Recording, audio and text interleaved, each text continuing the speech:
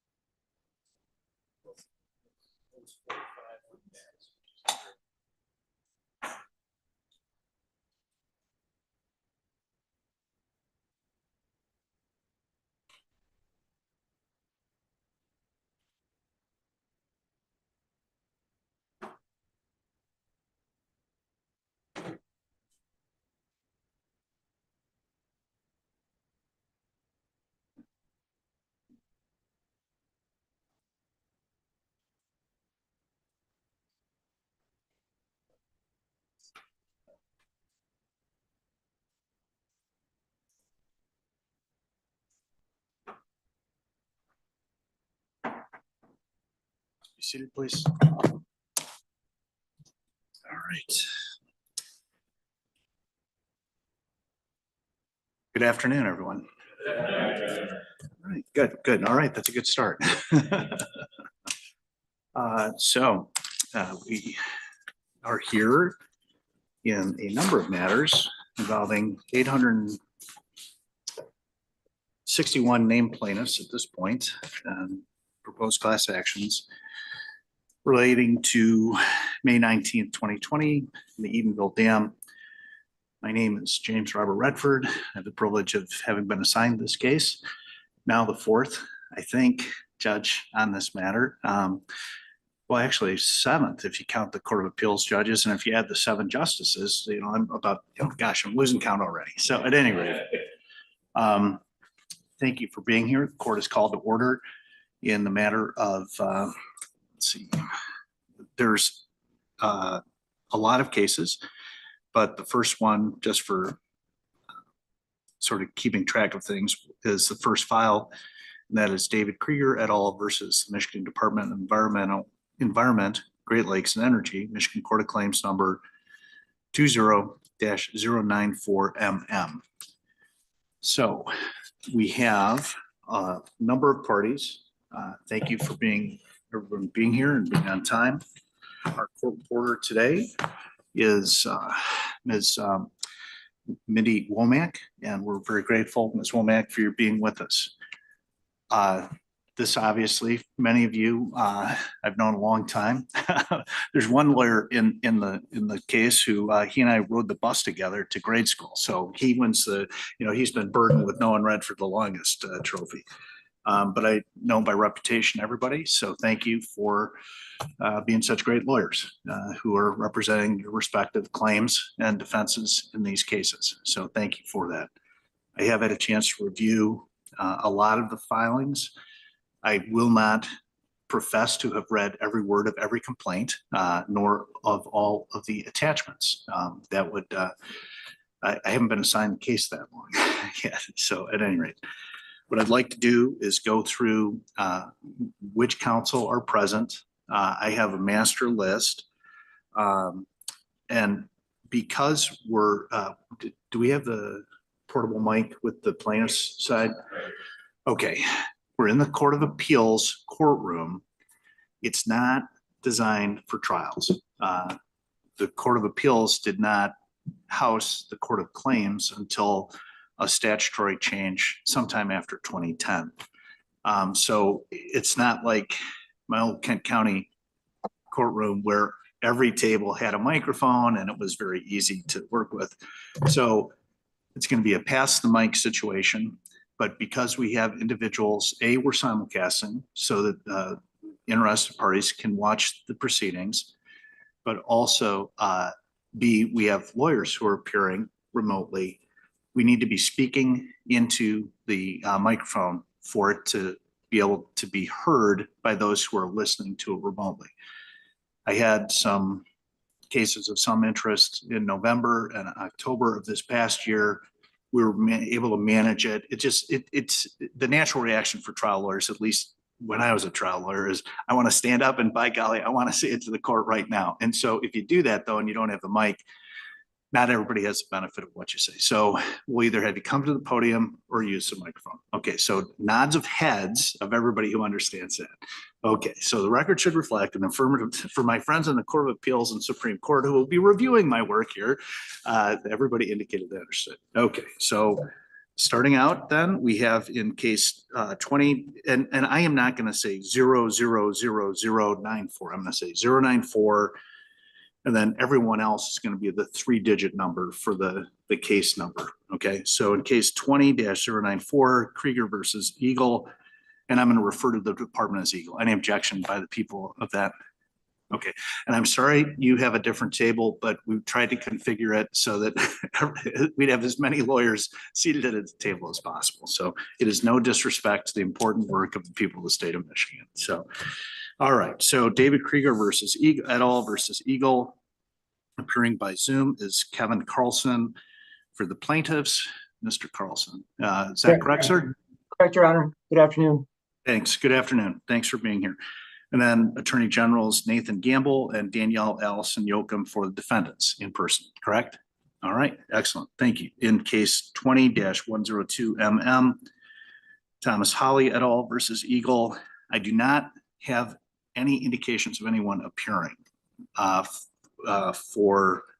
well, I'm assuming the attorneys for the people will be here for all cases. Is that right? Affirmative response by both counsel there. Is anyone individually appearing for plaintiffs in 102? Okay, no one on the screen, no one in the court, so indicating. In 20-103 Christopher Forbes et al. Versus Eagle by Zoom. My notes show Sharon Alman-Radis for plaintiffs and Melvin Butch Hollowell for plaintiffs in person.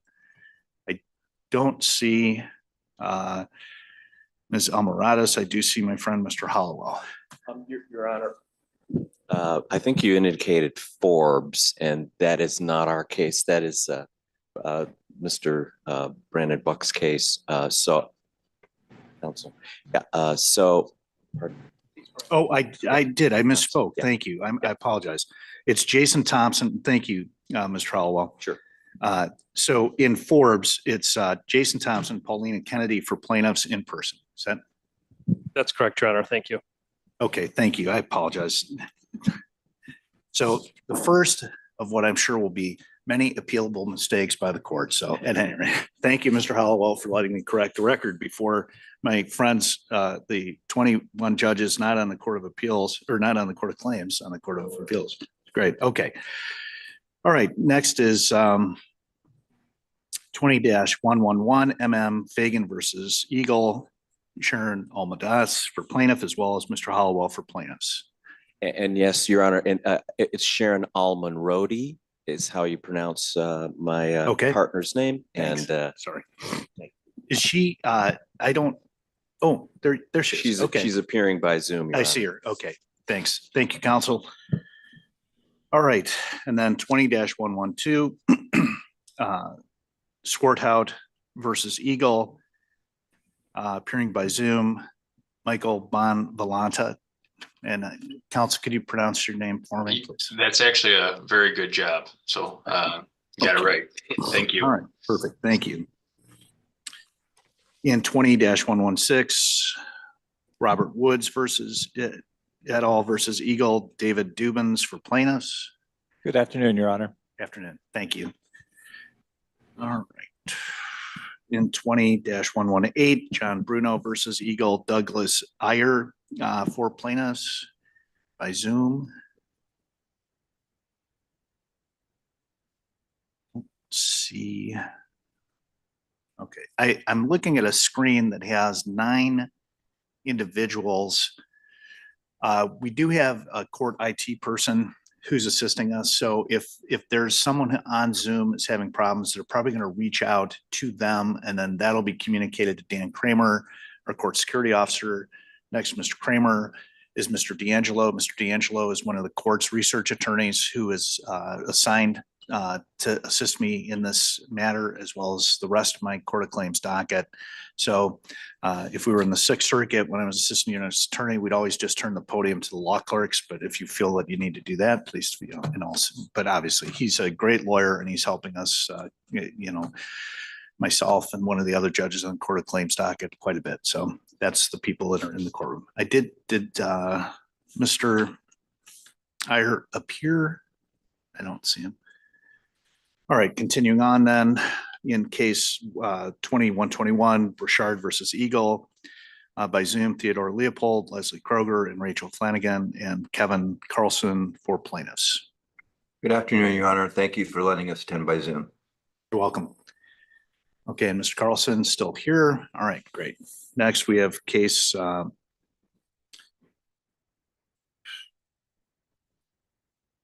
20-140, Patrick T. Wortley versus Eagle.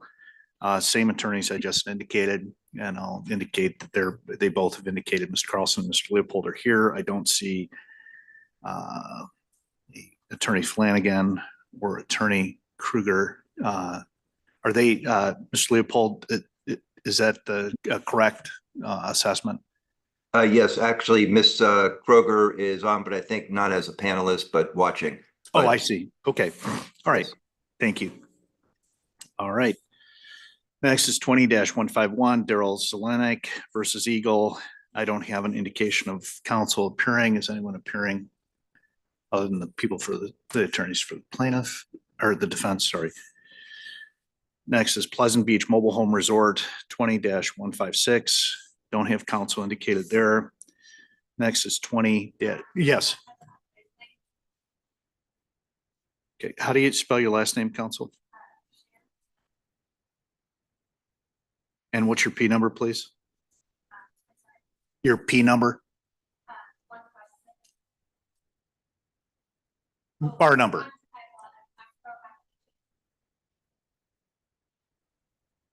Okay, has the Pro Hoc Vice order been signed by one of my predecessors in interest? Yes. Okay. Oh, then maybe it was even by me. So, all right, good. Okay, thank you, Ms. Shannon. Welcome. All right, next is Paul Coder versus Eagle, 20-230. No, anybody on that one? No plaintiff's counsel indicating on that case. Next is Tina Reinig, Reinig, 20232. Michael Bonvillanta for plaintiffs. He's already here. Anyone else appearing in that? And there's Mr. Iyer. Okay. Interesting. It's interesting that the screen keeps changing. I'm not sure why that is, but at any rate, okay. Next is 20-233, Donald Tursky versus Eagle, James Rasser for plaintiffs. Mr. Rasser. Ready, Your Honor. Good afternoon, Jim Razor on behalf of the plaintiffs in 233. Okay, thank you. All right. Yeah, and in 20-235, Beaucamp v. Eagle. No indication of lawyers attending on my notes. Anybody appearing? Nope. Okay, 20-236, Affiliated Insurance versus Eagle. Brandon Brown for plaintiffs, indicated in person. Yes, Your Honor. Good afternoon. Brandon Brown here on behalf of the plaintiffs on case number 236. Okay, thank you. And Mr. Brown, you're also on 073. That's correct, Your Honor. And there's two other subrogation cases that were filed, but Yes. I'll wait till you get to those. But there should be counsel appearing remotely for those as well. Okay, thank you. All right.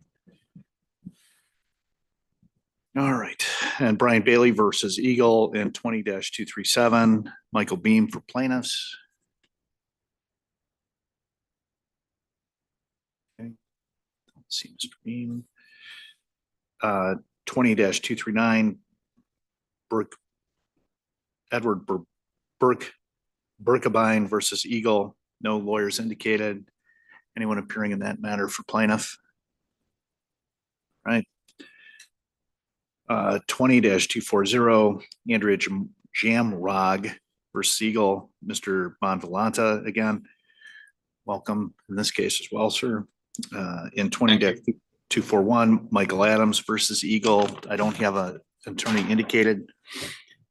20-245, Allstate Insurance versus Eagle. No, Mr. Brown, are you here on that, or is that?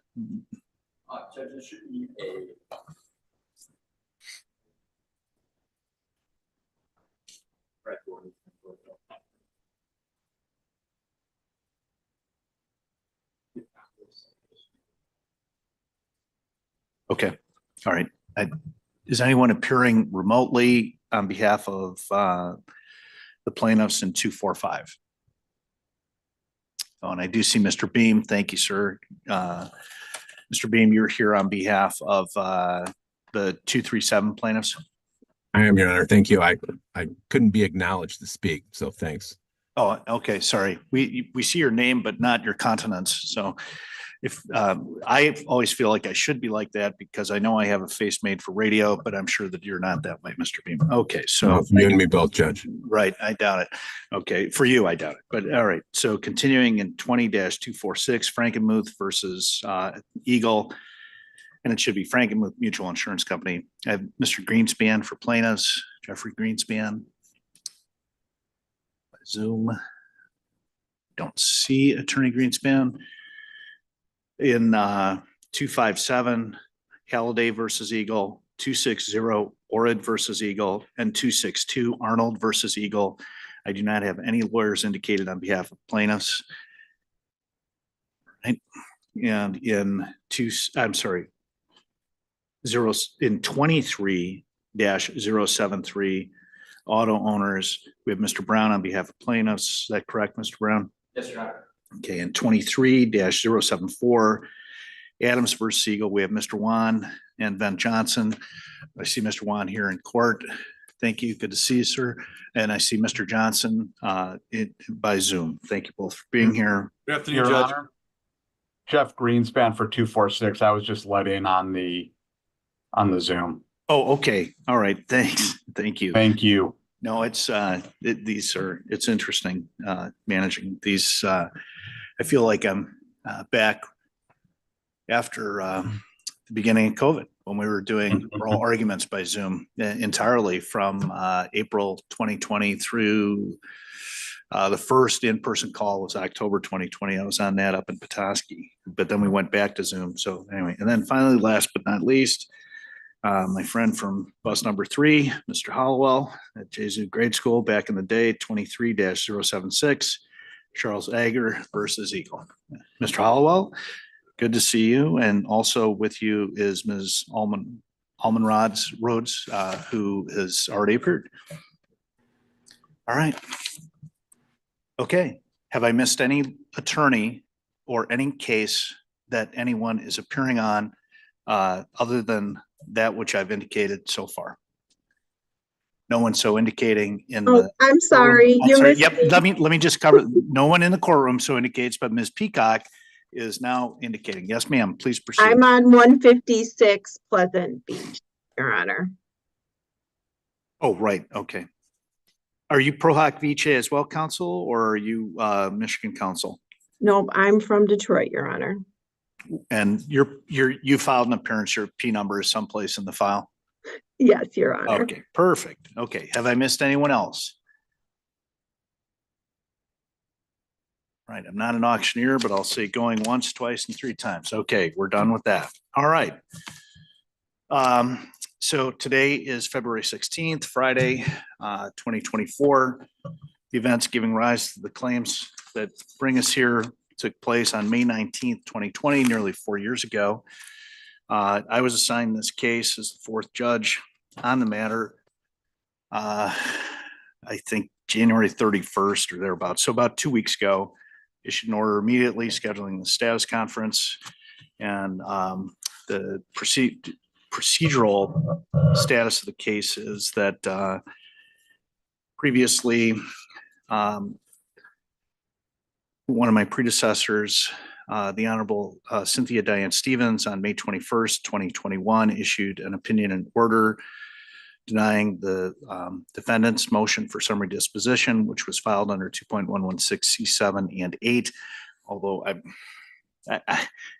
I've read the Court of Appeals opinion again last night, so I'll just call it a C7 and a C8 motion. I'm not exactly sure which of all the court rules y'all filed under. At any rate, the motion was respectfully denied by Judge Stevens. The matter was appealed to the Court of Appeals, and in a published opinion authored by the Honorable Christina Garrett and joined by the Honorable Kirsten Frank Kelly and the Honorable Noah Hood, affirmed in the order of the Court of Claims.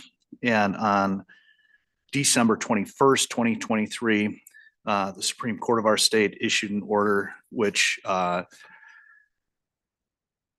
took under consideration the previous order which stayed the proceedings on November 15th, 2023, and the stay of the proceedings, and it denied review at that time. Which brings us then to the case was at that time assigned to Judge Shapiro. Judge Shapiro is retiring from the Court of Appeals, and as a result, we unfortunately will lose the great service of that very fine person, attorney, judge, to other paths. And so he's leaving the Court of Appeals March 15th. He's continuing on in a few cases on an assignment basis to be the presiding judicial officer, but he is not remaining on this case. The case was randomly assigned to me, and that's why we're here. So thank you for this privilege of service with each of you and the privilege to participate in this case. What I would like, I sent out a scheduling order that asked for a case management order to be submitted. We'll talk a little bit towards the end about what my orders mean. A lot of you have been in front of me previously. A lot of you have, we've been opposing counsel, or we've had opportunities of service in other capacities where one of us has represented one party and the other has represented somebody else. So a lot of you know me. I was a circuit judge for 12 years here in Kent County. Had about 10,000 plus cases, 234 jury trials. But I haven't had a class action like this. I had an earlier class action hearing today. And one of the law firms that's on this case was on that one, and the Attorney General was, of course, on it, since the state always has to be on one side of the V in these cases. But I told those litigants in the status conference previously, I said, I feel like I know a little bit about being a lawyer and a little bit about being a judge, but I have not had the level of experience in class actions than most of you. So I'm telling you that right now, because this is in some ways, a very straightforward case. And in other ways, it's a very complex case. Mankind has utilized the resources of dams since 3,000 years before Christ in Mesopotamia. I mean, the technology of that which gives rise to us being here is something that is, while complicated in some ways, it is older than history. When I look at some of the proposed scheduling dates, which suggest discovery until 2026, please understand that is absolutely not going to happen. Not a chance. Also, please understand, one party's unwillingness to go to facilitation is not going to prevent me from ordering it. So we are going to be doing that too. And I base those sort of observations on it is a historical fact that well over 90% of civil cases get resolved without a trial. I understand the people's position, I think. But facilitation, I think, is important, and we're going to be talking about that. I will also, so those of you who have been on cases with me, either as a lawyer, when I was a lawyer practicing, or I'm a judge, you know what I'm going to say in a minute here.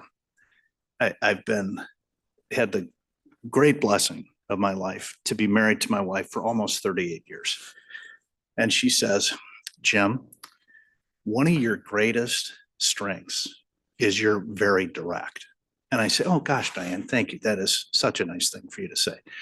And then in the next breath, she says, Jim, one of your greatest weaknesses is you're very direct. And I'm like, okay. And it's true. It is true. There are a lot of things that I don't do well. And I know I'm very direct. I do not mean to be discourteous. I do not mean to be hard to work with, because having been a trial lawyer for 17 years, I know what it's like to be in front of the completely unreasonable judge. Okay. I don't want to be that judge, but I'm going to be direct. Okay. And I don't want anybody to be offended by it. I hope I'm not, but I will just tell you, I'm kind of, okay, we're going to proceed in this fashion. Okay. I'm not asking permission of any lawyer to be that way, but I want you to understand it. I'm just a direct person, because this case is very important for the people of the state of Michigan and the department that is being sued, and the officers of the state are being sued. And it is very important for the plaintiffs. I get that. And I get that there are a lot of plaintiffs, and I get there's a lot of claims, but we need to work through getting this case completed at this court's level. And then whoever is a disappointed litigant, if the case isn't settled, will appeal. And then maybe everything I do will be overturned, and that's okay. I will tell you, in 10,000 cases plus, I was overturned 27 times. I don't think I was ever overturned for a jury instruction. And I know I was overturned on sentencing guidelines, and I was overturned for granting C-10 relief too soon. I don't know that a civil case was ever brought back to me. It may have been, and I'm not going to go do I'm not going to try to study. But the point of it is, I've had the privilege of walking this path with great lawyers in the past, and I'm looking forward to walking it with you and looking forward to us getting it solved. So what we need to do today is talk about our case management order and where we're going to go. What my agenda is talking about what are we doing on the pleadings? What are we going to do on discovery? What's the situation? I'm going to advise you of when we're going to do status conferences. And then I want to talk about special master, discovery master, mediation, and facilitation. And when I talk about special master, discovery master, mediation, facilitation, what I'm looking for from counsel is, do we want to have the model of you all agree on one person, or you all propose, you can't come to agreement on one person? Then what I've done in complex litigation in the past is I've given the opportunity to both sides to submit 3 names, and I get to pick either one, a name from either of those lists or another name. So we'll talk about that a little bit. It's a Friday afternoon. I know most council are not from West Michigan. I'm not trying to keep us here till 5 o'clock, but I do think we'll probably be here for a bit. If during the course of this, if anyone needs to use the facilities and you need a recess, we're not in grade school. You don't have to raise your hand, but just say, Judge, can we take 15 minutes? And we'll take a 15-minute recess or a 10-minute recess. And again, 15-minute recess when I'm the trial judge means 15 minutes. So it means we're back in place 13 minutes after the recess starts. And again, I'm not trying to be terribly difficult, but just so we all sort of have what the expectations are together. Okay, any questions so far? Nobody in the courtroom? All right, anyone on the screen? All right, no questions yet. Okay, so I'm going to have distributed to you a trial scheduling order, not for this case. Don't everybody breathe. But this is an order, and what I want you to do is pay attention to paragraph 4. I issued this in a case that's going to trial this coming May. The reason this order, and I'm going to ask the plaintiff's counsel who are present to circulate the document that's being provided. If one of the 10 lawyers or 8 lawyers here can get it to your companions who are attending by Zoom. The point of this is it's demonstrative. It's not going to become an exhibit. It's not going to become an appellate exhibit, but it is what I expect to happen when I issue an order that says you shall do X. It's how I expect counsel to proceed. And I didn't do it in this case, and I apologize for not being more clear in my order. So the fact that we have 3 different orders is nobody's fault except Jim Redford's. That is on me. It is not on any lawyer. So I understand sometimes orders are not clear. So at paragraph 4, I've told the litigators in this case that's coming up in May, here's how I want exhibits handled. You're going to do joint exhibits, and then anything you can't agree on, and then I go through and explain or attempt to explain in paragraphs A through F how we're going to do it. The lesson to take away from this for the litigators in this case is if an order is issued that says the parties shall meet and confer and do X, it's sort of like a privilege log in some ways. You know, here's everything we agree on, here's the things we don't agree on, and here's our view, here's the things we don't agree on, and here's your view, here's the other side's view. Okay, to me, that was when I was a litigator with the Department of Justice or the Navy or in private practice, that's just how it worked very well for me. If somebody has a different suggestion, I'm all ears. But I'm providing that to just sort of, let's set expectations. You know, what can you all expect from me while I'm serving each of you in this capacity, and what I'm expecting of our litigators, so that we can be efficient and effective for the people of the state of Michigan on one side of the V and all the plaintiffs on the other side of the V. Okay, any questions? All right. So I will tell you, I've reviewed all 3 of the case management orders. If I could see just a show of hands, does everybody have all 3 of the proposed case management orders with them? Okay. All right. I know the 2 counsel in back, you don't or do? Okay, then I suggest that you slide up between some of these counsels. So we're all working off the same sheet of music, as they say. And then the litigators who are on Zoom, I can't help you, and I'm not going to hold something up to the screen, but they were filed. So let me tell you, just when I got this case assigned to me, I looked at my calendar, and the trial date that I picked was May 12th, 2025. Okay, I want you to understand where we're not going to be able to do that, I don't think. But that's where I thought initially we should be. The reason I share that with you, even though I fully recognize we're probably not going to be able to make that date, is that was my expectation. Okay. As I said previously, while there are a great deal of things that are very complex about this, there are many things that are not as complex. But what I would like to do is to go through the case management order submitted by the people at the same time we're going through the one submitted by Mr. Hallwell and the one submitted by the other class plaintiffs, and sort of use the first one that I've referred to, the case management order by the people, as the thing we're plugging stuff into. When we're done today, I am going to give you two options. One, you're going to be able to file a consolidated case management order that you all agree to by Wednesday of this next week at 4:00 p.m. If you don't want that door, if you think, Judge, we just can't get it done by then, that's fine. That's okay. Then I will issue one before close of business next Friday.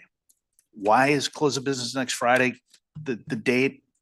Because my wife and I are leaving the country to help some elderly relatives of hers for a week. I get back and I have case call that next week in March. And then I am out of state for the birth of our second grandchild. And I am not going to push that back because I don't even, everybody understands that. I'm leaving, and I want this, and I want us to move forward on behalf of the department and on behalf of the plaintiffs. I want us to move forward and get this to a position where either we have a resolution that everybody can live with, which I understand that people do not think that's going to happen. I read loud and clear your submission. I'm an optimistic guy. So I think maybe we could get there. Or let's tee it up for the next appellate court to review, once we're done with the trial. But there's a lot of steps we got to get done first. Okay. Does proceeding in that fashion, I'm going to ask the plaintiffs first, anybody in the courtroom or on Zoom, and I'm going to address the courtroom lawyers first. Anyone have any objections to proceeding just mechanically in the fashion I've suggested here for this afternoon? Mr. Howell. Yes, we completely agree with it.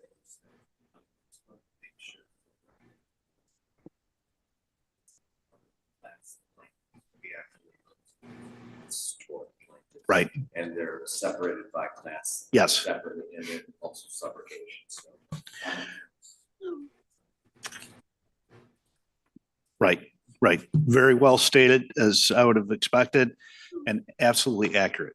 Any other clarifications or edifications from any of the attorneys on the plaintiff side? Any objections from any of the attorneys on the plaintiff side currently in the courtroom? None so indicated, other than the explanatory remarks by Mr. Hallwell of counsel who are attending by Zoom. And I just wanted 1, 2, 3, 4, 5. Okay, I see 11 attorneys. Does anyone of the attorneys who is appearing on behalf of the plaintiff who's attending by Zoom have any edification, objection, correction? No, I don't want to do it that way. If so, let me know what it might be.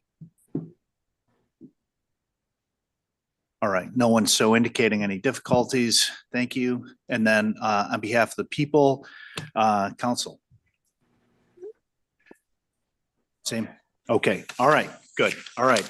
Then, as they say in the beginning. All right. So let's bring up the CMO that the people have submitted. First paragraph, they talk about the definitions, designations, and the duties of liaison counsel. And they, as Mr. Hallwell indicated, correctly talk about mass tort plaintiffs, class action plaintiffs, and subrogation plaintiffs. And then they go and articulate what various responsibilities will be assigned to those individuals.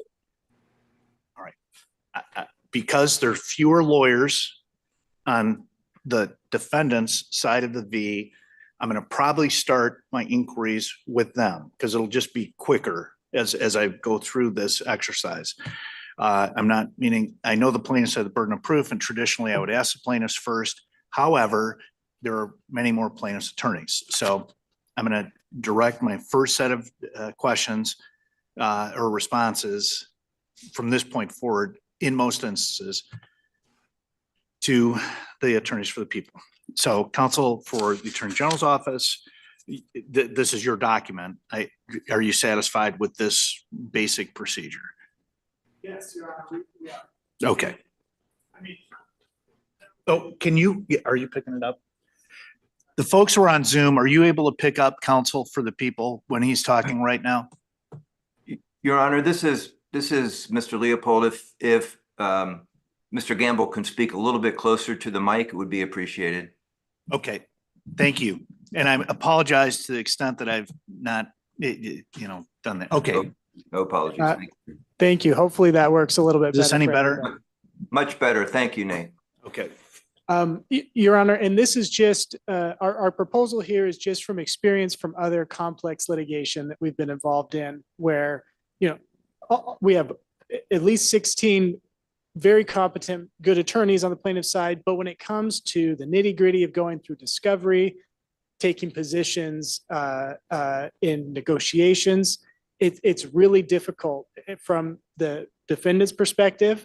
If we're talking to who we think are the liaison counsel for this group to walk down a road, and then a couple weeks later, someone says, hey, I didn't agree to go down that road, and you get multiple flanking perspectives. So that's really, we're not trying to silence anybody or cut anyone out, but our understanding is that this proposed language essentially reflects what the intent of the appointment of the liaison counsel was to begin with. So I just wanted to make that clear to the plaintiffs and to the court. All right, thank you. All right, can we, okay. First counsel. So asking the plaintiff's counsel who are present in court first, what is your position as to the, sort of first proposed definitions, designation, and duties of liaison counsel? Does anybody have any problems with it? Or suggestions or edits or?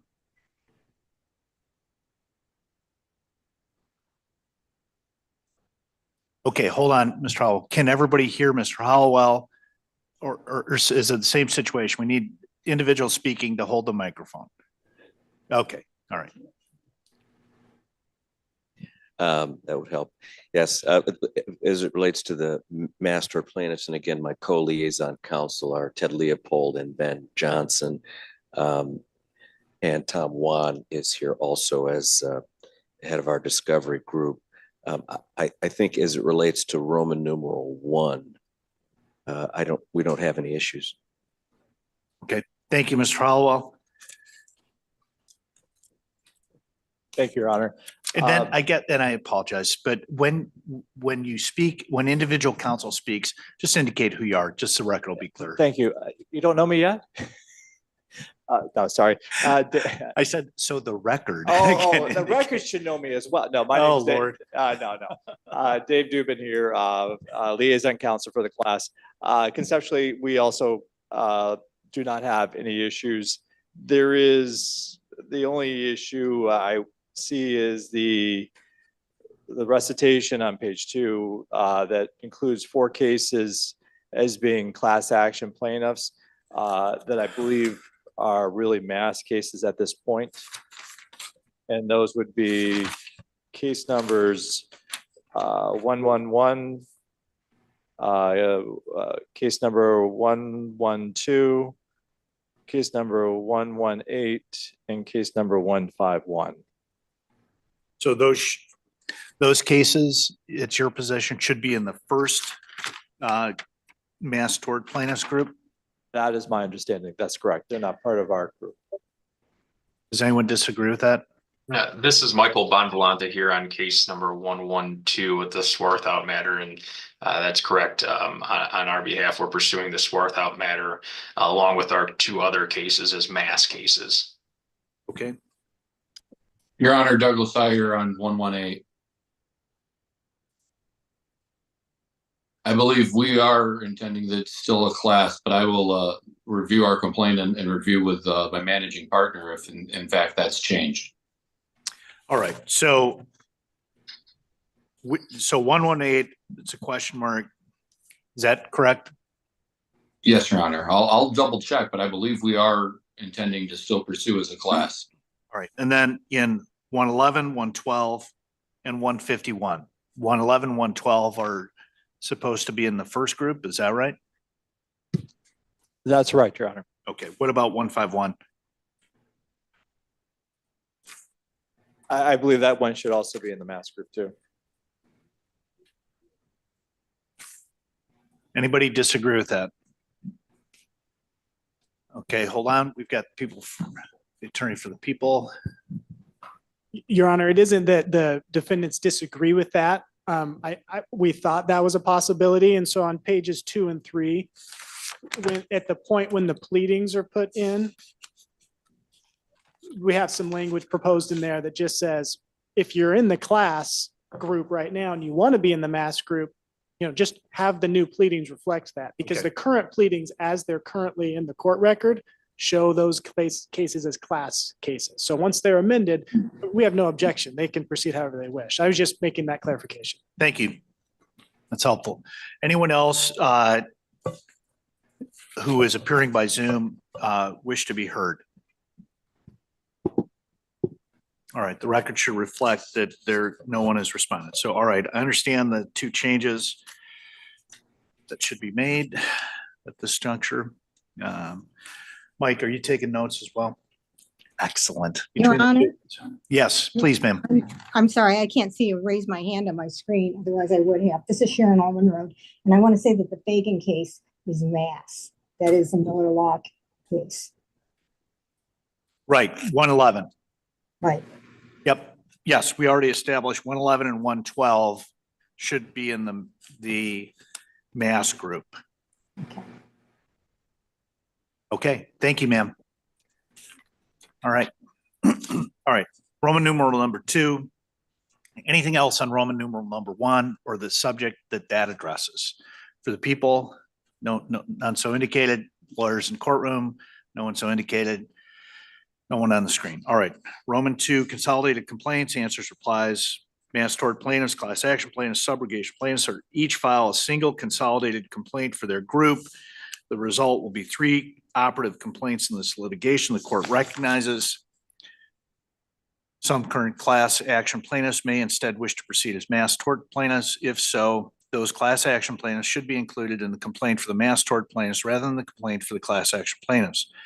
The parties will file their pleadings in accordance with this schedule. All right.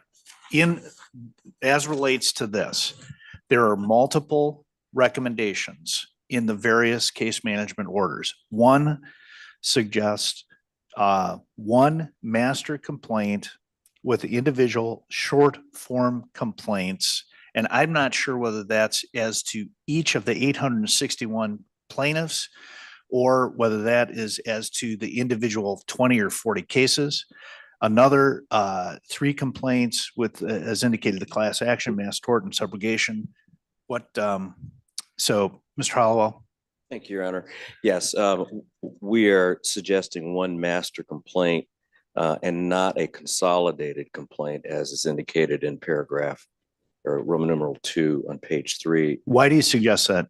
Because one, we believe it's of advantage to have one simple complaint with common allegations that go only to liability. So we see this in 2 buckets, if you will. Bucket 1 would be as it relates to the common theories of all of the plaintiffs that are here, mass, class, and subrogation, that goes to liability. If we can't resolve that, we're all going home. So bucket number 1 is deserves, I think, its own complaint, and we believe that we can put our heads together and provide one common complaint for that. When it gets to the point where the court may consider a bifurcation as it relates to, do we do the trial first on liability and then on damages that maybe a suggestion that we would like to make to this honorable body. Then second, we believe that separate short form complaints, and yes, for all the plaintiffs in connection with this, are necessary because they all have different nuances. And so we don't know how to get around that. And those are important in order to make sure that, because the recoveries that are involved in that are important for this matter to be resolved, we thought, let's make it simple. One master complaint, not a consolidated complaint, but a master complaint with common allegations as it relates to liability. And then we will file again within that time frame that this court has or that has been suggested, within, whether it's 28 days or what have you. We will also file the short form complaints. This is a procedure that's been used in a number of cases that we've been involved in, and we found that worked very well. Okay, thank you, Mr. Hallwell. What that side of the V, what's Good afternoon, Your Honor. Jason Thompson on behalf of the class. The class action complaint is going to serve as the vehicle for a motion to strike the class allegations. It's going to serve as the vehicle for a class action motion. It's going to also govern any discovery disputes along the way. While I agree with brother counsel that there are clearly some common facts that are going to be undisputed that could serve as a basis for a common complaint, if you will, there's also a tremendous amount of information that we're going to need to plead in the class complaint in order to meet our burden of proof, in order to set the stage for any of those discovery disputes and ultimately move for class certification. So we might be able to meet and reach agreement on a portion of that common complaint, a master complaint, whatever you want to call it. But the model that he speaks to works very well in a mass tort case and an MDL. And the short form complaint can bring in all the specifics for the 861 people. It doesn't serve any purpose for the class action complaint. We're going to need to also then finish the job, have the class allegations, articulate, what type of a class are we trying to plead? So I'm not sure it really serves the purpose that it was intended. I think at the end of the day, the class complaint is going to need to be a consolidated class action complaint. I understand your position. Thank you. Anyone else on the plaintiff side wish to be heard from? Anyone who's attending by Zoom? Yes, sir. Mr. Leopold, I'd be happy to have the benefit of your counsel. Thank you, Your Honor. Your Honor, these particular issues have arisen a lot over the last 8 or 9 years, and you may be familiar with in the Flint water crisis before Judge Levy, of which both Mr. Pitt, who I see is on, and myself were co-lead counsels for the class, are co-lead counsel for the class case. And as Your Honor may know, there are thousands of mass tort claims, if you will, individual minors, et cetera. And Mr. Gamble and his team and myself and others worked on something very similar to this. And I think, and I'm sorry, I didn't get the individual's name who just spoke, but was right on in terms of there's a distinction between the mass tort and the class. In the class, in the Flint case, for example, with the same kind of CMO, it was one consolidated master class complaint for all the class cases that are out there, and then one master consolidated complaint for those liability claims for the mass tort, and then short form complaints for, as Mr. Holloway was saying, for individuals. It worked quite well. And how many in your Mr. Leopold, in the matters you're referring to before Judge Levy, how many individual get my notes, sorry, the short form complaints, how many did the judge have in that case? Your Honor, I don't know the number because I was Mike and Mr. Pitt and myself were co-lead for the class and not for the individual. Oh, I see. So I can get that number, but no, it was just more, it's curiosity, just from a case management perspective. Judge Levy's very, very capable judge. I just wondered what she did. But as you know, there are, thousands and thousands of it. Maybe Mr. Gamble might know the answer to that particular question, but Just as the third prong of this, which we didn't have in the Flynn case, but had a coincidence, Ms. Kroger and myself having another litigation in federal court in Tennessee, but where there's a subrogation aspect to this as well. Right. And I would think that the subrogation complaints would be similar to the class complaints, as they should provide one consolidated master subrogation complaint.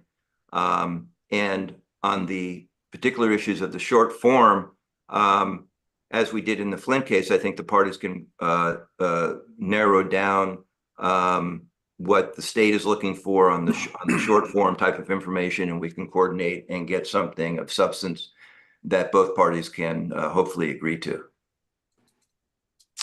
All right. Thank you. Mr. Hollowell, briefly. I agree. Yes. Thank you. And just so that it's clear, I'm taking this from so this court has the benefit of some of the information.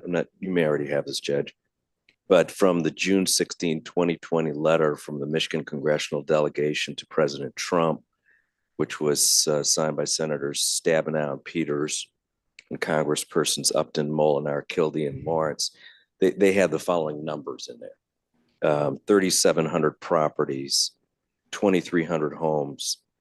And we have in our own numbers as it relates to the mass, Miller has 821 individuals, the Venn Johnson firm approximately 500, and Pitt Feiger approximately, well, it's a little over 1,000, so about 2,500.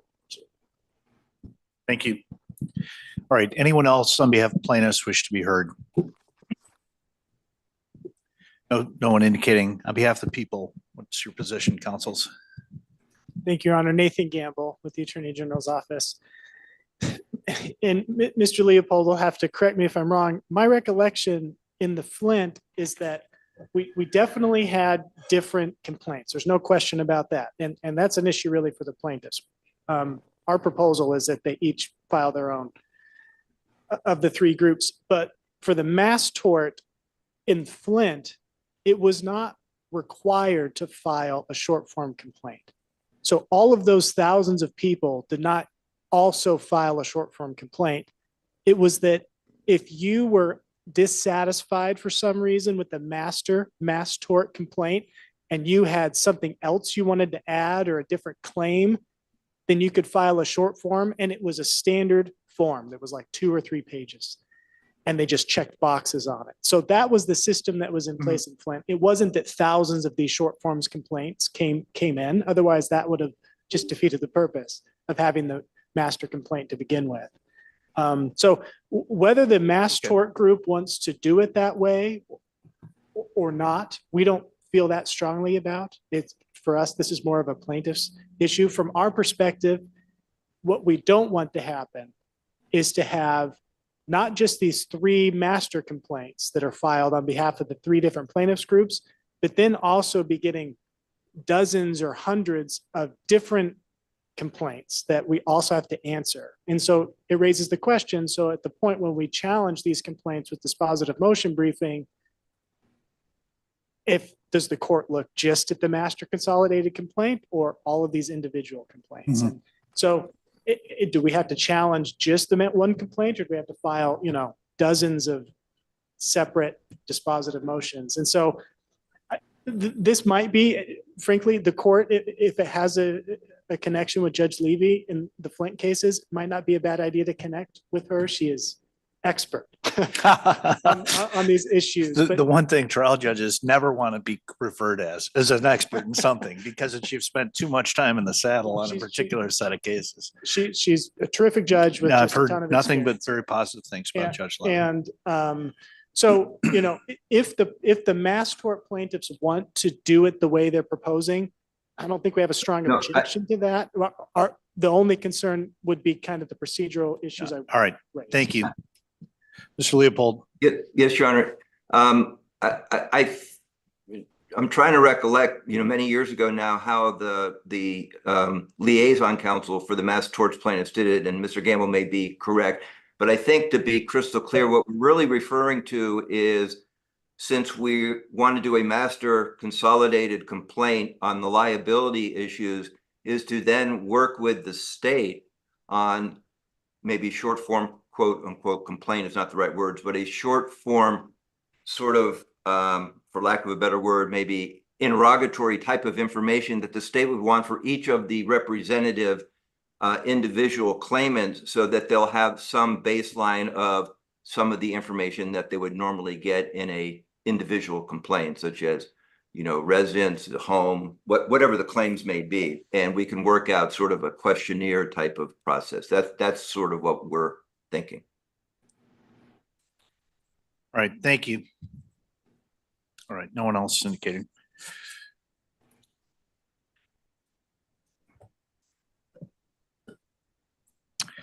All right, well, the court recognizes there is substantial currency to the idea of a master complaint with individual short form complaints. Court is satisfied that having each of the three subgroups file a complaint on behalf of that subgroup is the manner in which we should proceed in this case, and that is the court is ordering that it be done in that fashion. I note and respectfully consider all of the positions articulated in the submissions to the court in writing and those made by counsel so well and eloquently here in court. To the extent that there are objections to proceeding in this fashion, so the objections are respectfully overruled, and the consideration, the complaints will be as a class action complaint, a mass tort complaint, and a subrogation complaint by the individual attorneys. We'll talk about deadlines as we proceed. Whether I don't think, and that's court's ruling. Okay, done with the ruling. On to a question. I know, of course, that if liability is established, short form complaint plaintiffs, the individual damages for, you know, Jim Redford is one thing, and then Jane Smith is something different. So of course, Jim Redford, if I'm a plaintiff in this case, I or my representative, if I don't have the capacity to do so, will be submitting, here's the damages. He lost his pontoon boat. He lost his, you know, there was a flood of, you know, it destroyed the house. Their family heirlooms of both financial and emotional value. It's not a tort case, but I should be able to receive remuneration for A, B, and C, whatever it is. You know, so we go through that. And that's going to be different from Nancy Smith. Nancy Smith may have had just constructed a, you know, $2.5 million, you know, 5,000 square foot home on a bluff or on a, you know, small island, you know, that's completely ruined. Well, that plaintiff's claim will be very different. And so that would make wonderful sense for some type of mechanism for that plaintiff, and for me, if I'm the plaintiff in the first more modest claim financially, to be able to bring that to the attention of the fact finder and to in the settlement process and the mediation process. But I'm not, I don't have a strong feeling that I have to order that within 30 days of the master complaints, the three master complaints being filed, but I would value suggestions from counsel. And I'll start with the plaintiffs and say, although I said I was going to start with the defendants, but this is more of a plaintiff's issue. And I'd value whatever thoughts you might have. And Mr. Leopold, you have your hand up, so we'll go to the screen first this time. Mr. Leopold. I'm sorry, Your Honor. I didn't take my hand down from the last time. All right, then I'll have to hold you in contempt. You're done. No, go ahead, please. But I would say I don't think there's any great rush on getting those, you know, pieces of information that the court was just alluding to anytime soon. I think that's a process that's going to take. There's so many people. We all have so many clients, and although it's been a long time, as Your Honor can understand and appreciate, we've been dealing with a lot of appellate issues and things of that sort to date.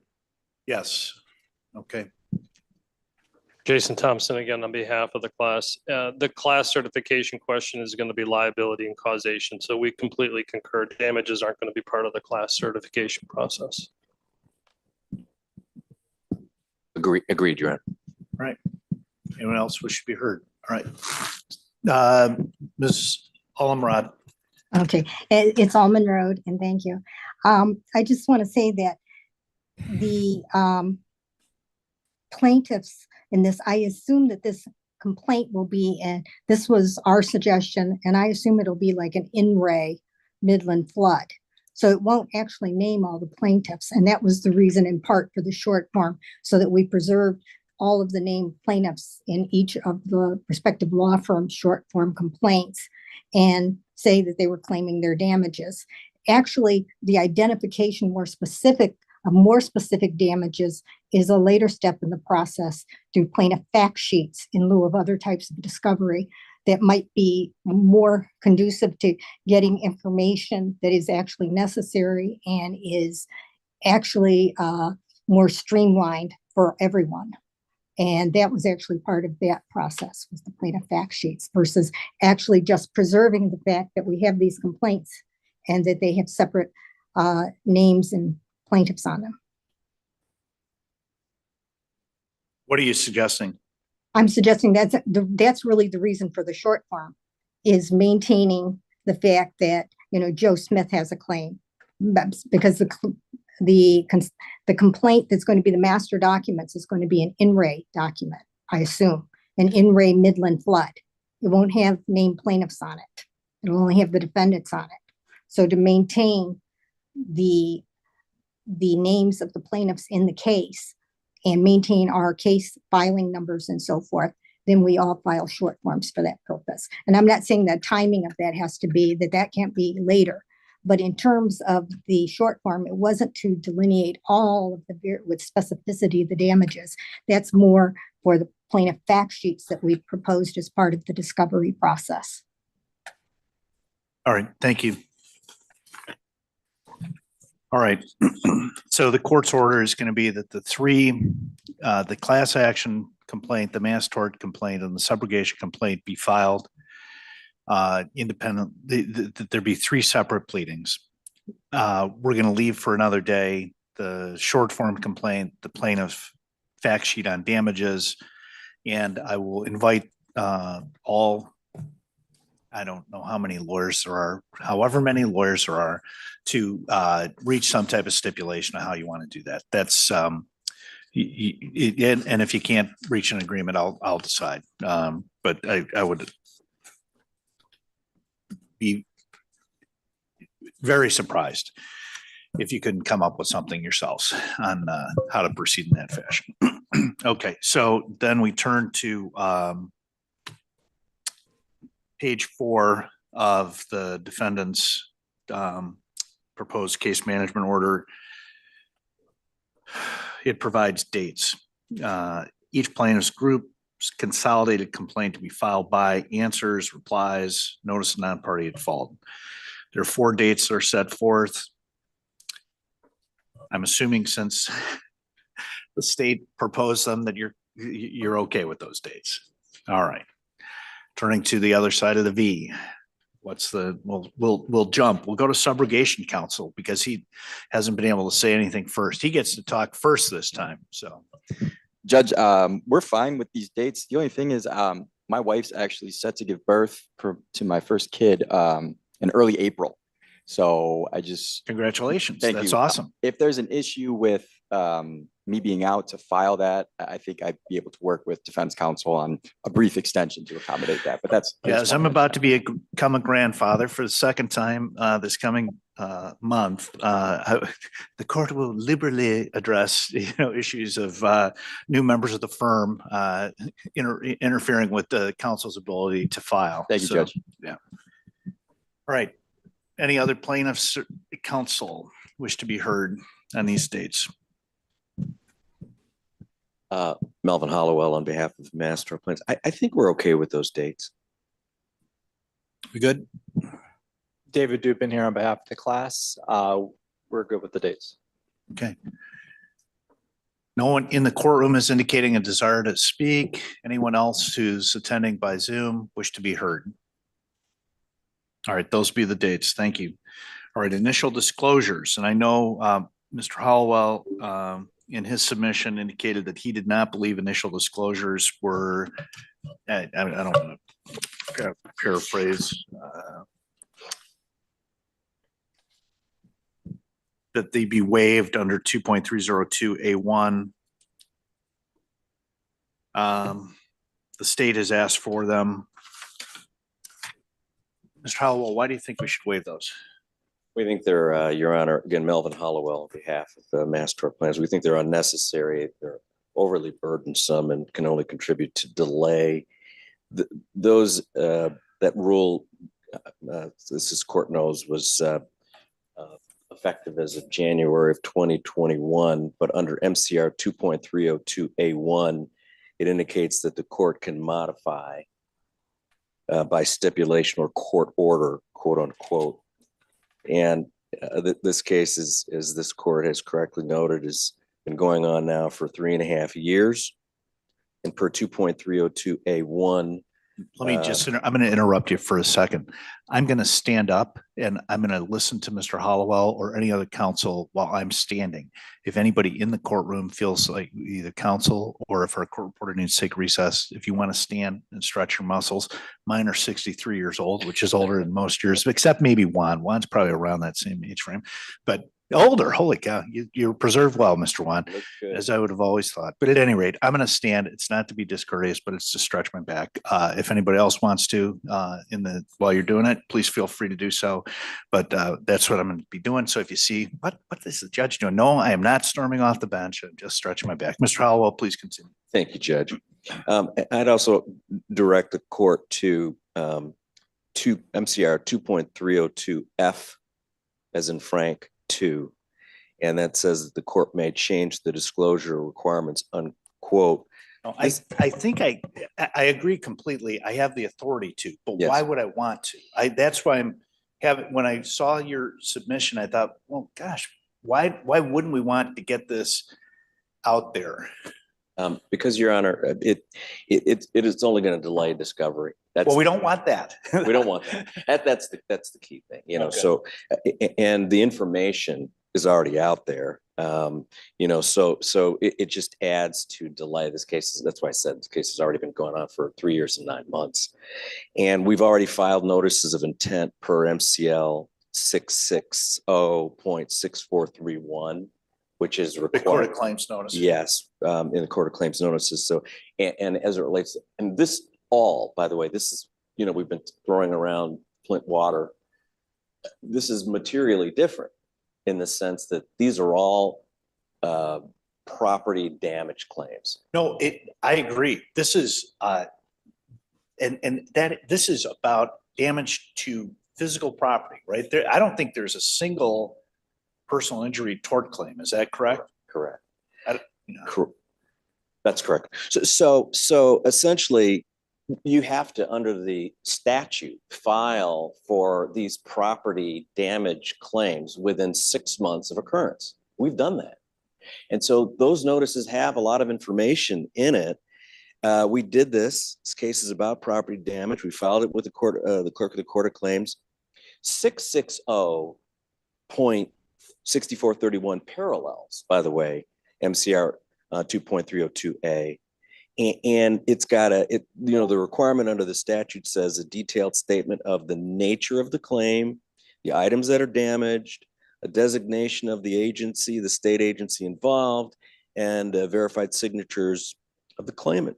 Is it in the notices and or the complaints? And like I said, when we started this, I've not read every line of every complaint, or the attachments. I think one of the pleadings had 580 pages of attachments. I didn't get through all 580. In the complaints, though, do you allege, or in your notice for, the Jim Redford, whose, boat got washed away, do you say, here's how it's damaged, my boat got washed away, it was a bass tracker and it was worth $35,000, and my dock was a Hoyt lift dock, and that's worth $22,000. I mean, do we get to that level of granularity? We don't. Okay, then if we don't get to that level of granularity, how does the state know what they're defending? What we're suggesting is, so for example, the court in its order, which I think makes a lot of sense as it relates to, we'll get to the individual pleadings for the complaints on the that are separate from the master. Those can serve. That granular detail can serve as notice for what is involved for each one of the plaintiffs for purposes of not having to file all those initial disclosures and taking all the time and the burdensome nature of going through that. That's the whole point. And discovery and Counsel Juan here to my left is the head of our discovery team. We want to get started. He convened our team starting in 2021, I think.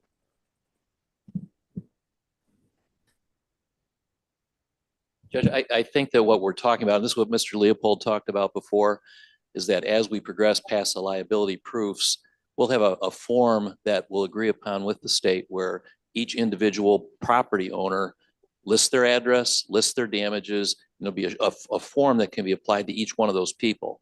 And so at this stage, to ask each one of our clients to fill out an initial disclosure that goes through all of their damages proofs, I think it's too early. As I read the state's. Mr. Juan, haven't most of the clients made some type of insurance claim that they would have had to have made a claim already? Well, if they may have, Your Honor, but for instance, Mr. Hollowell's office has 800 clients. Okay. Okay. And you want initial disclosures, or the deadline for initial disclosures is in April. And to get together with 800 clients and go through each one of their damage claims at this point in the next 2.5 weeks or 3.5 weeks or 4 weeks is very onerous. And as I understand the state's position on the initial disclosure that they're requiring just one for our entire case without specific individual damage claims, as I understand it. Is that accurate, Mr. Campbell? Is that in their proposal? Because that may be doable, Judge. Yeah, counsel, can one of the state counsel or both approach the podium, and that way there's a microphone there and you can.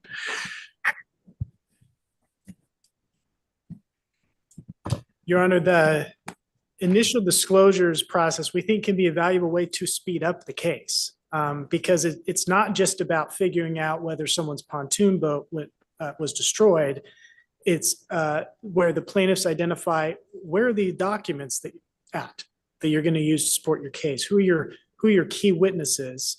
And also we think that the way the court can modify the initial disclosures to speed things up is to also have the plaintiffs identify specifically the 6 lawsuits that were filed more than 6 months after the dam failed. I don't know that those folks have filed notices of intent to sue, and if not, their claims are untimely. That's information that benefits everybody to come out right away because we might be able to essentially isolate. What information do the defendants want under 2.302? So if you're in charge, if you get to wave a wand and you get to, this is what I need. This is what helps me move forward in my part of the case. Our proposal lays out in some detail the information we're asking for in initial disclosures. And so, excuse me.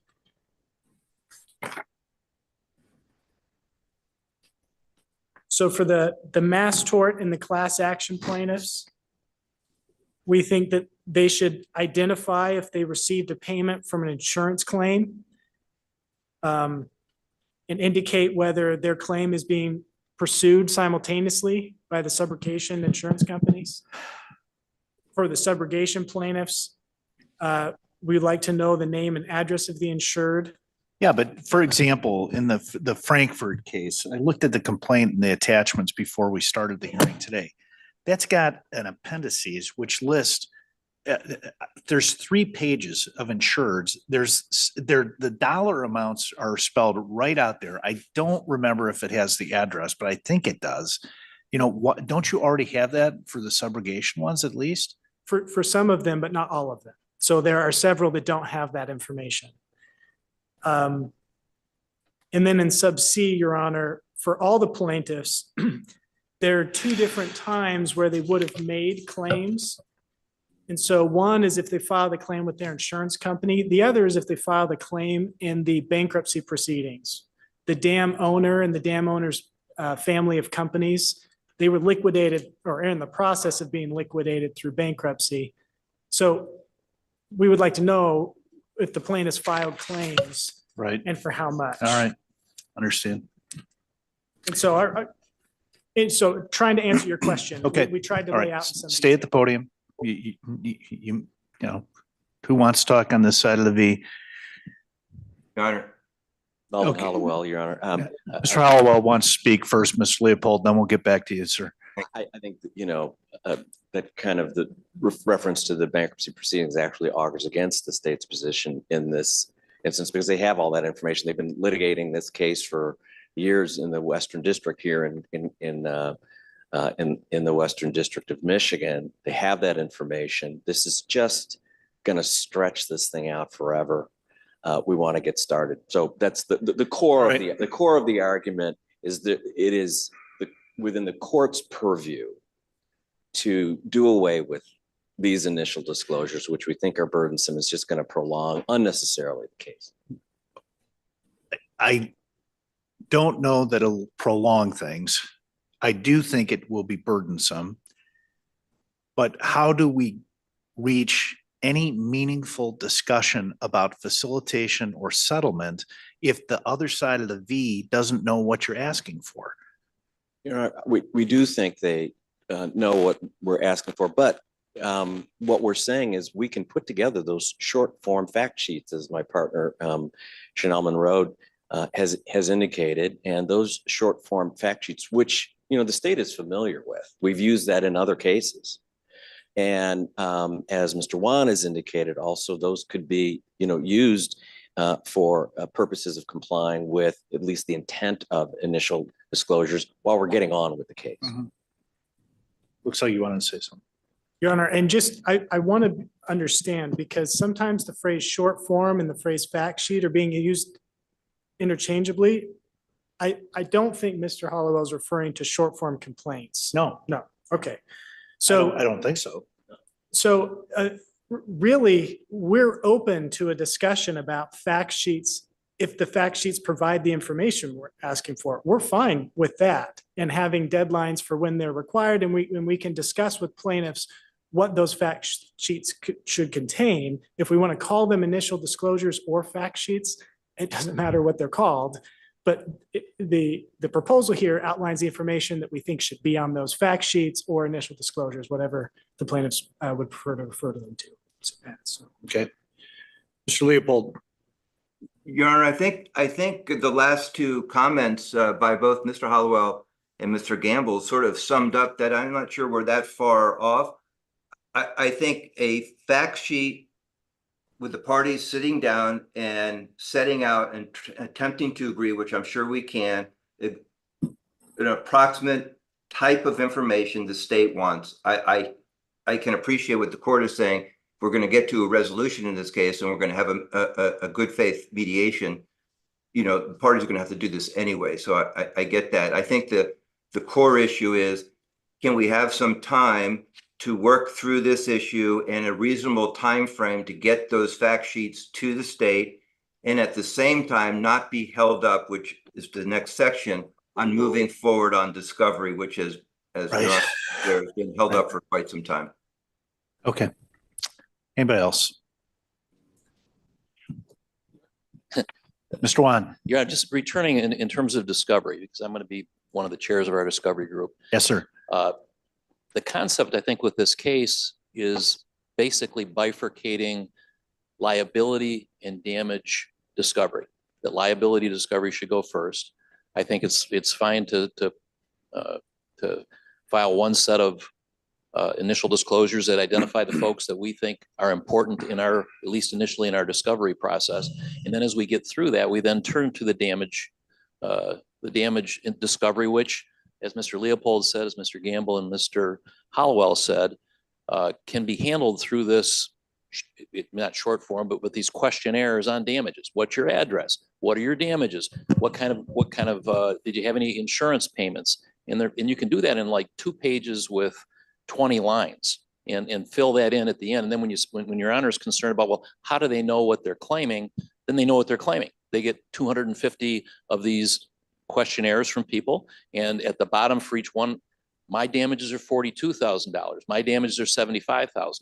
Right. So. All right. I'm going to please remain seated. Counsel, you can go back to counsel table.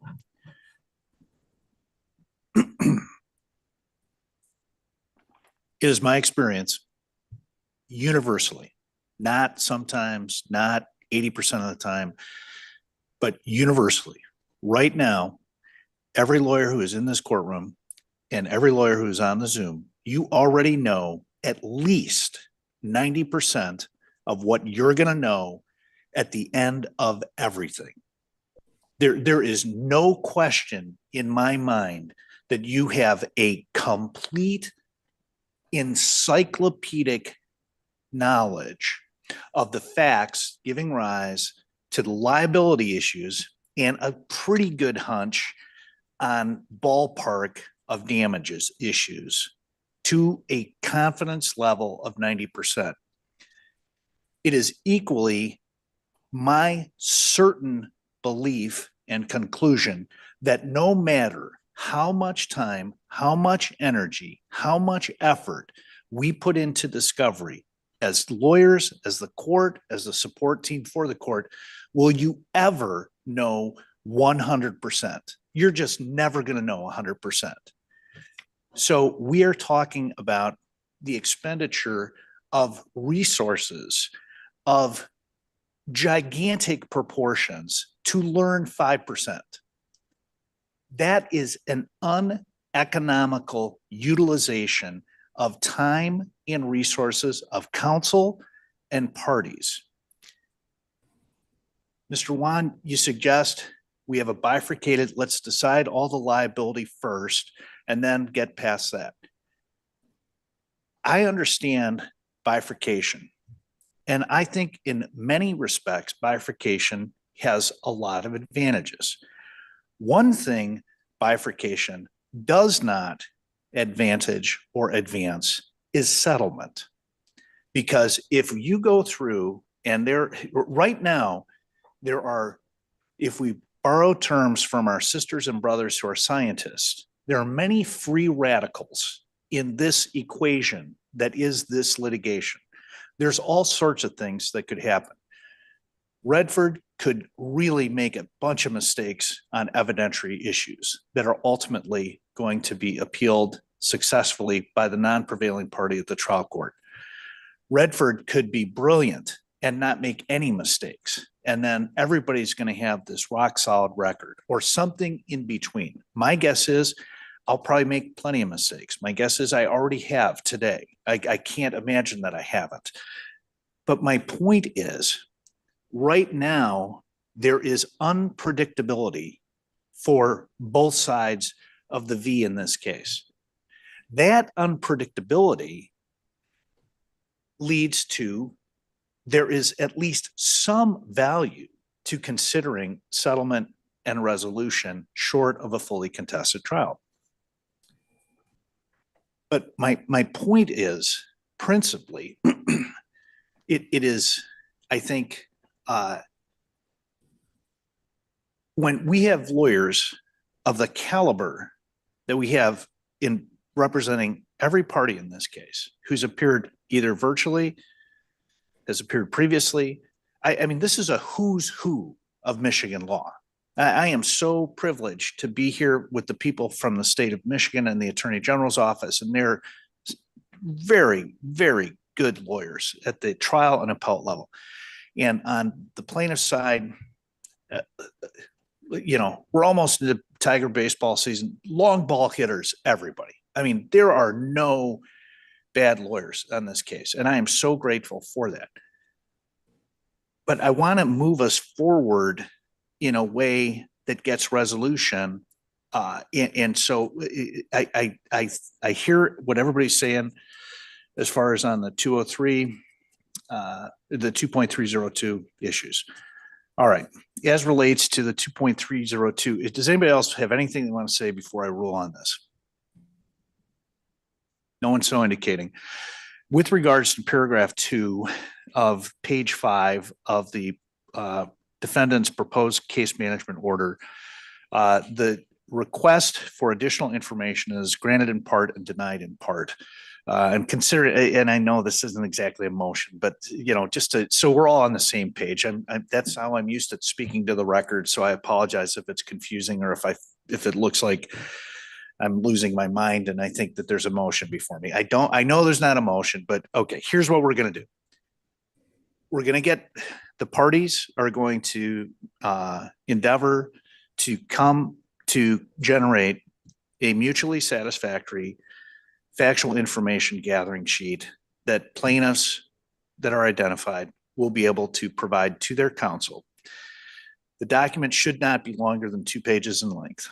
And the document, they will go through and work together to seek to have a mutually satisfactory form that provides the defendants the information they need and the plaintiffs the information they need. Similarly, the defendants will be providing information about their witnesses as well.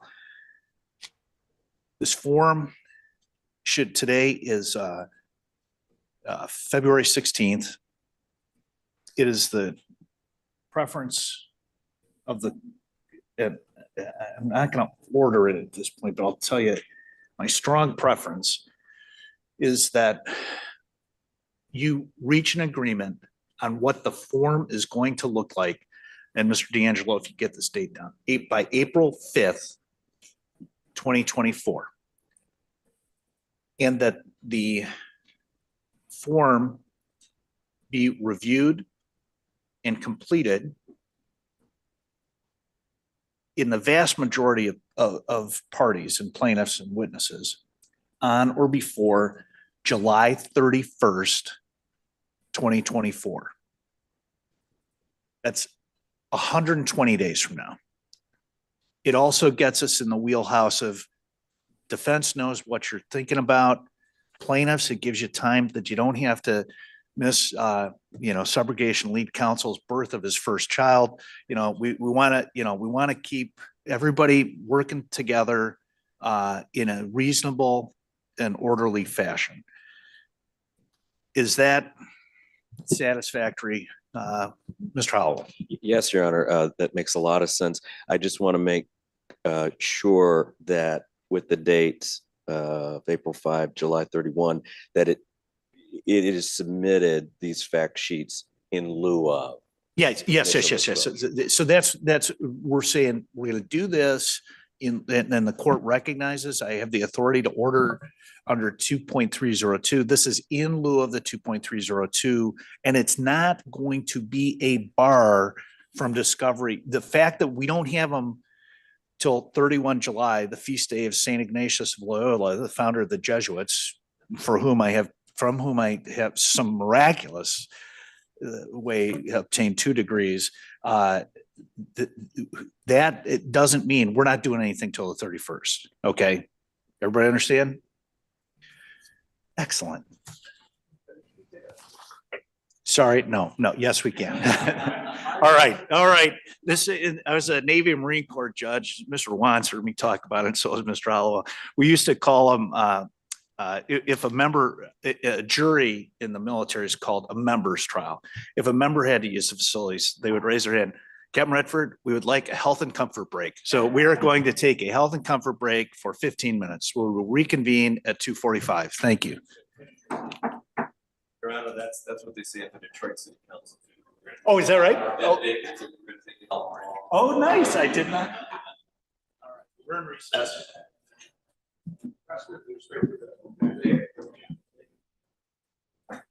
Yes.